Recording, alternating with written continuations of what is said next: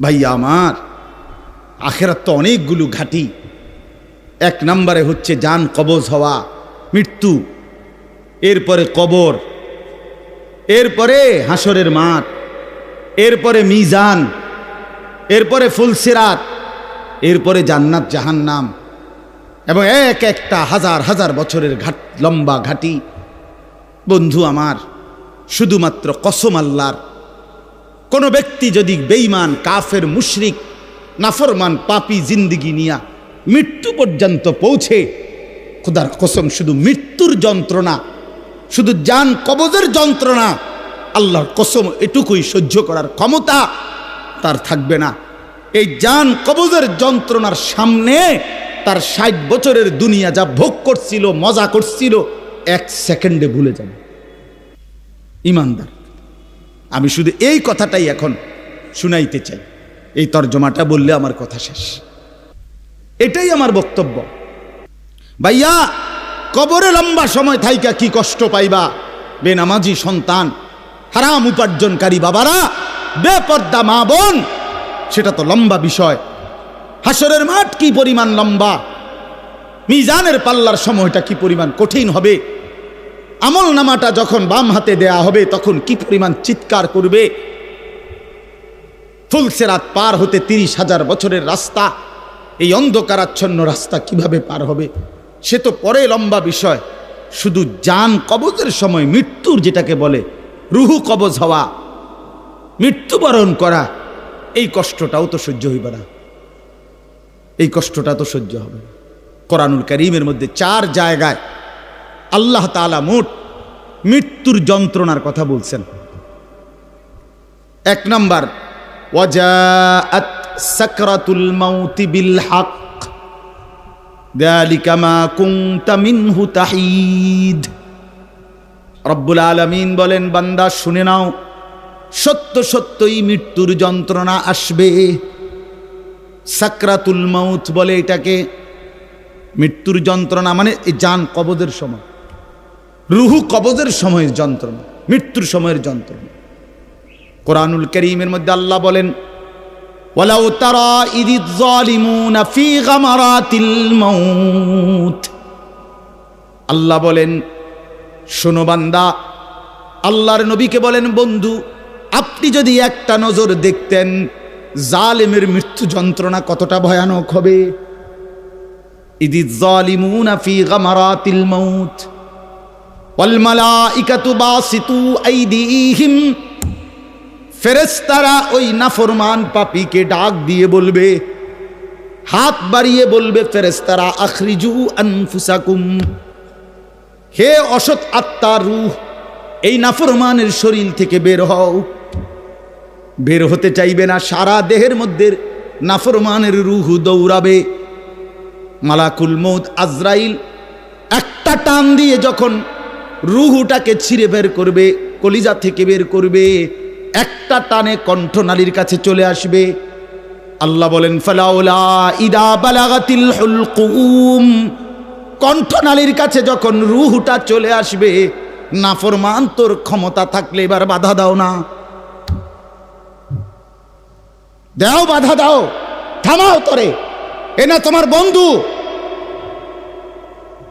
এ না তোমার বাপ, থামাও এরে, এ তো মরে যাচ্ছে, তারে ধরে রাখো, ধরে রাখো। পারা যাবে তো? কথা বলেন না কেন? আল ইয়াউমা তুজজাউনা আযাবাল হুন।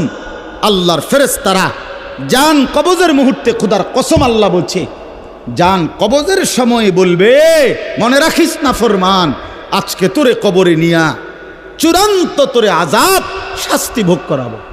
তুই বুঝবি পীড়া কারে কয়। মাস্তানি, মাতবরি, সুদের টাকা, ঘুষের টাকা, বাটপারি, চিটারি, অহংকার, দম্ভ, তুই আয়, আয় না ফরমান, তোর এখন দেখাবো। আল ইয়াউমা তুজজাউন, আজকে দেখাবো। আযাবাল হুন, লাঞ্ছনা কর আযাব। আও, কবরের প্রথম ঘন্টা, কবরের প্রথম ঘন্টাতেই তুমি বুঝবা আখিরাত কত কঠিন। রাসূলুল্লাহ সাল্লাল্লাহু আলাইহি ওয়াসাল্লাম বলেন, কবরে যেই নাফরমান প্রশ্নের জবাব দিতে পারবে না, 3টি প্রশ্নের, তো আল্লাহ তাআলা বলবেন কাযাবা আবদি, ফেরেশতা আমার এই নাফরমান বান্দা মিথ্যা বলেছে। ফাআফরিশুহু মিনান নার ওয়ালবাসুহু মিনান নার, আমার নাফরমান বান্দার কবরে জাহান্নামের বিছানা বিছায় দাও, ওরে জাহান্নামের পোশাক দিয়ে আবৃত করে দাও। ওয়াফতাহু লাহু বাবান ইলান নার, জাহান্নাম বরাবর তার কবর থেকে দরজা খুলে দাও, কবর খুলে দাও। ওফো, আল্লাহর নবী সাল্লাল্লাহু আলাইহি ওয়াসাল্লাম বলেন তখন কবর তারে, ফেরেশতা যখন তাকে রাইখা যাবে, কবর তারে ডান দিকের মাটি বাম দিকে একটা চাপ দিবে, বাম দিকের মাটি ডান দিকে চাপ দিবে। আল্লাহর কসম নবী বলছে হাত্তা তাখতালিফা আদলাউহু, ডান পাশের হাড্ডি এবং এই পাজরের হাড্ডিগুলো করকর করে ভাঙ্গা বাম দিকে চলে যাবে, বাম দিকের গুলো ডান দিকে চলে যাবে। ভাইয়া আমার, তুমি তোমার উপরে রহম করো। বাপ আমার, আপনাদেরকে বলি, হারামের টাকা উপার্জন কইরা, সুদের টাকা, কিস্তির টাকা, ঘুষের টাকা, ওজনে কম দেওয়া টাকা, হারাম ব্যবসার টাকা, বাটপারি সিটারির টাকা দিয়া বংশ, ফ্যামিলি, স্ত্রী, সন্তানের জন্য রাইখা যাইয়েন না। ওরা আমনেরে বরবাদ করবে, আপনি নিজেও বরবাদ হইলেন, ওরারও বরবাদ করলেন। শুধু শুধু শুধু শুধু আপনি মূল্য পৃথিবীতে কামাই রোজগারই থাকবে, আর পৃথিবীতে যেত রোজগার থাকবে আপনার ফুতেই কামাই করতে পারবো। আপনি হালালভাবে যে দূর পারেন করে দিয়েছে, বাকিটা আপনার ফুতে করবে। না পড়লে মরে যাবে, অসুবিধা কি? না খাইয়া যদি কেউ মরে যায় তাহলে মৃত্যুবরণ করা তো বেজ্জুতি, ঠিক না? কথা বলেন না কেন? না না, বলেন বলেন। কেউ মরে যাওয়া এটা কি শরমের কথা নাকি? ভাই বলো, ছেলে বলো। আরে ছি ছি ছি ছি, ওটা মরে গেল, কেমন শরমের কথা এটা? এমন এটার কথা হইলো কোনো?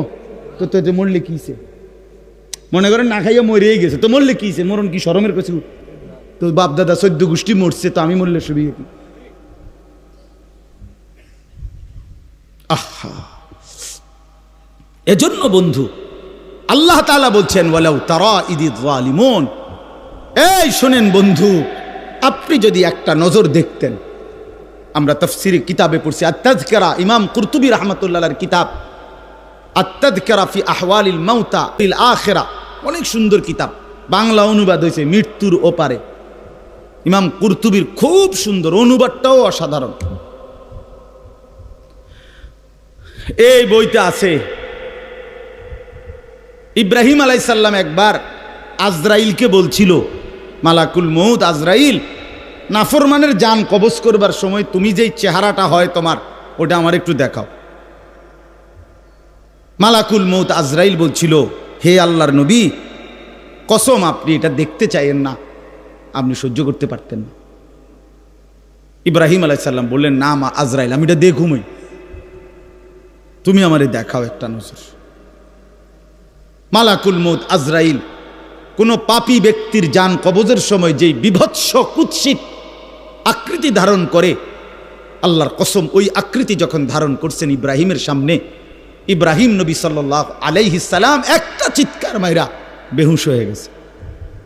লম্বা সময় পরে যখন হুঁশ আসছে, তো আমি নিজে পড়ছি কিতাবে, আরবি কিতাবে, ইব্রাহিম আলাইহিস সালাম আল্লাহকে বলছে, আয় আল্লাহ, আপনার জাতের কসম মাওলা, কোন নাফরমান পাপী তার কবরের আযাব, আখিরাতের আযাব, জাহান্নামের আযাব কিছুই লাগবে না, শুধু মালাকুল মউত আজরাইলের এই বিভৎস দৃশ্য যদি সে একবার দেখে, তো তার 60 বছরের নাফরমানির শাস্তির জন্য এটাই যথেষ্ট।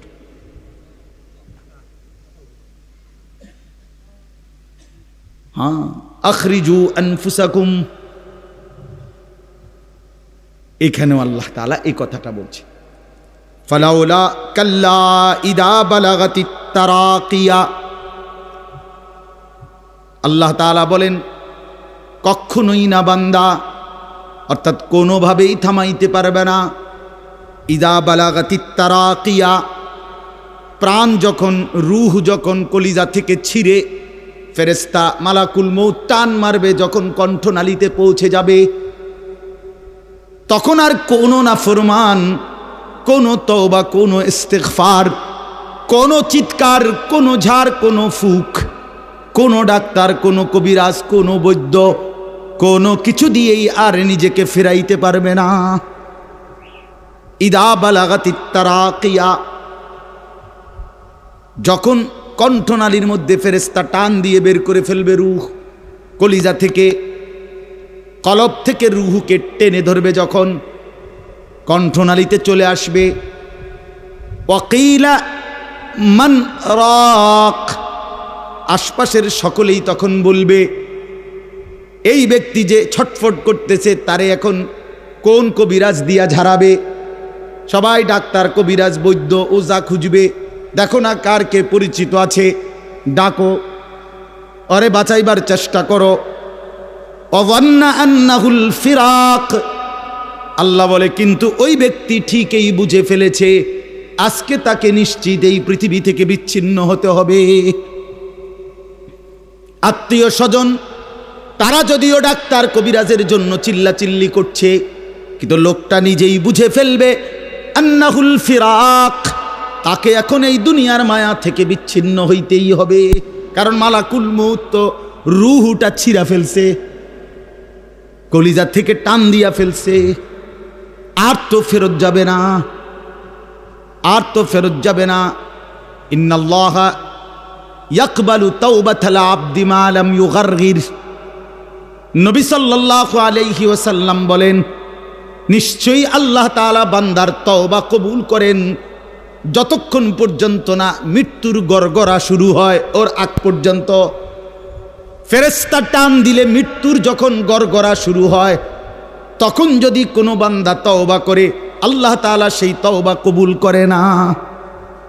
এবারে দম টানে, একেবারে সোজা হইয়া গেছে। এই সময় হুজুর আনছে 200 টাকা দিয়া, হুজুর আব্বারে গুদ্দুর বেহেশত বুঝ কইরা দেন, তওবা ফরাইয়া দেন, তওবা। এই সারা জিন্দিগির সিটারি বাটফারির তওবাটা এই 200 টাকা দিয়া আব্বারে মিল কইরা দেন। হ্যাঁ, বেহেশত দিয়া দিব। বেহেশত হুজুরের আব্বার সম্পত্তি। হ্যাঁ, কথা বলেন না কেন? বেহেশত হুজুরের বাপের সম্পত্তি। এটা তো এটা কি ধরনের তওবা, কিসের তওবা এটা? এই ব্যাটার তো কোনো এহসাসে নাই। আরে বোঝেন নাই আমার কথা, তার তো কোনো অনুভূতিই নাই।